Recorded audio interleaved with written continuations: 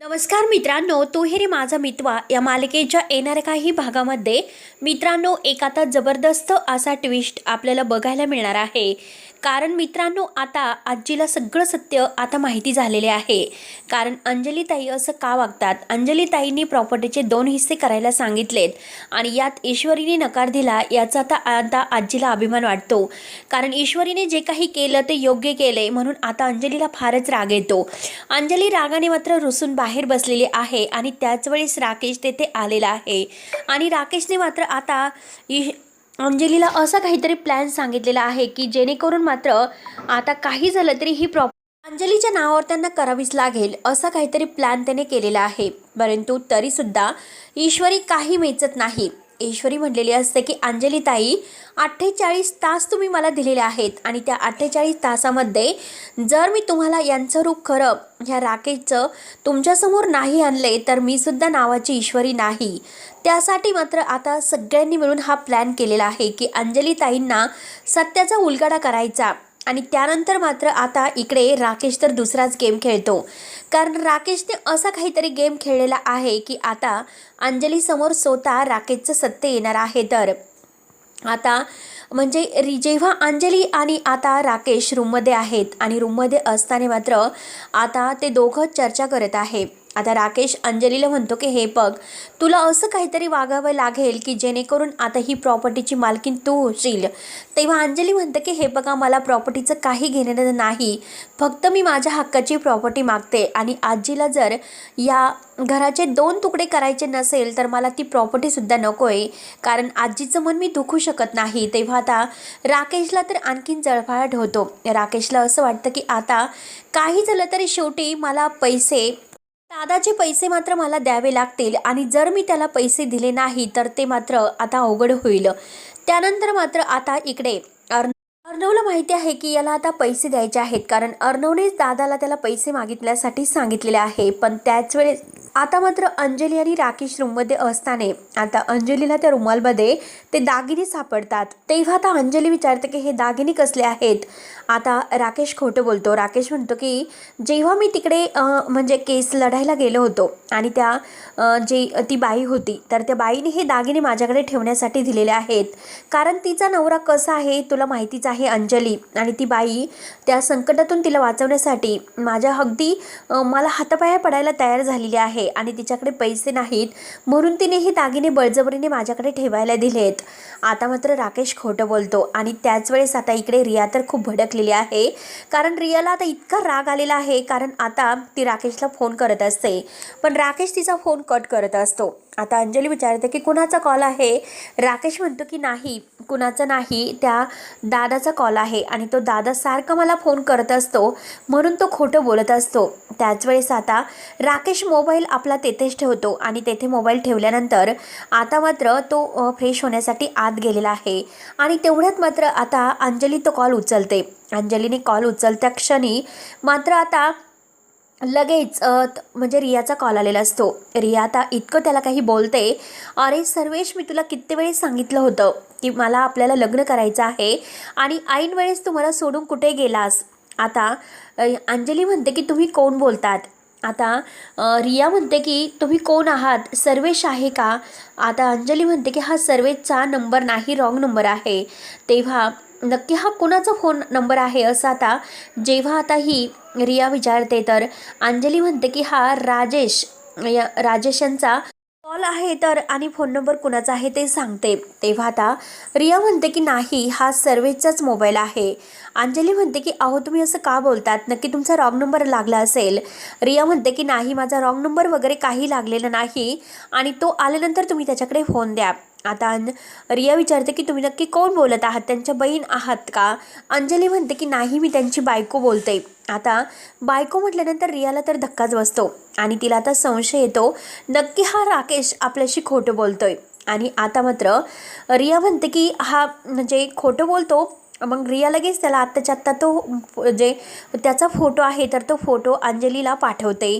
अंजली जेव्हा आता हा फोटो पाहते आणि हेच म्हणजे माझे मिस्टर आहेत असं जेव्हा सांगते तेव्हा रियाला धक्का बसतो. रिया म्हणते की म्हणजे याने मला फसवलं तर. आणि आता अंजलीला ती सर्व काही सांगते. अंजलीला सांगितल्यानंतर अंजलीला धक्का बसतो. त्यानंतर मात्र आता ह्या राकेशने अंजलीला आता माहिती झाल्यानंतर तिला किडनॅप करून ब्लॅकमेल करून अर्णवकडून पैसे घेण्याचं ठरवलेलं असतं. म्हणून तो अंजलीला आता किडनॅप करतो आणि अंजलीच्या तोंड वगैरे बांधून तिला किडनॅप करून ठेवतो. आणि आता इकडे ह्या अर्णवला फोन करतो. अर्णवला म्हणतो की आत्ताच्या आत्ता तुम्हाला पैसे नाही दिले तर मी तुझ्या बहिणीची काय अवस्था करेल मी तुला नाही सांगू शकत. आता अंजली अगदी जीवाची आकांताव करून राकेशला सोड सोड म्हणत असते, तरीसुद्धा हा राकेश काही सोडायला तयार नसतो. आता इकडे रिया तर अगदी म्हणजे पेटून उठलेली आहे आणि ती नक्की ह्या राकेशचा पत्ता शोधत असते. आणि आता पत्ता शोधता शोधता मात्र आता ती एका तेथे ठिकाणी येऊन पोहोचते आणि तिला आता राकेशचं लोकेशनवर मात्र ती बरोबर त्या ठिकाणी येते. आणि तेथे आल्यानंतर अंजलीला बांधून ठेवलेलं आहे तिच्या लक्षात येते. आणि राकेश मात्र फोनवर मस्त दारू पीत बोलत बसलेला आहे आणि अर्णवला तो धमकावत आहे. अर्णव तर आता इतका चिडलेला आहे, तो लगेच दादाला फोन करतो आणि दादाला म्हणतो की आत्ताच्या आत्ता त्या राकेशला शोधून काढायचं. मी तुम्हाला अगदी लागेल तेवढे पैसे देईल, परंतु काही झालं तरी आता माझ्या बहिणीला सुखरूप घरी घेऊन येण्याची जबाबदारी तुमची असेल. तेव्हा तो दादा म्हणतो की तुम्ही काही काळजी करू नका, लवकरात लवकर मात्र त्या राकेशला आम्ही पकडतो आणि तुमच्या बहिणीला सुखरूप घरी घेऊन येतो. तेव्हा मात्र आता इकडे अर्णवने सर्व काही फिल्डिंग व्यवस्थित लावलेली असते, कारण जो प्लॅन त्याने केलेला असतो राकेशचं सत्य सर्वांसमोर येण्यासाठी, परंतु त्या प्लॅनमध्ये मात्र हा राकेश काही फसलेला नसतो. म्हणून त्याने अंजलीला किडनॅप करून आता पैसे मागण्याचं ठरवलेलं आहे आणि आता तो पैसे मागत असतो.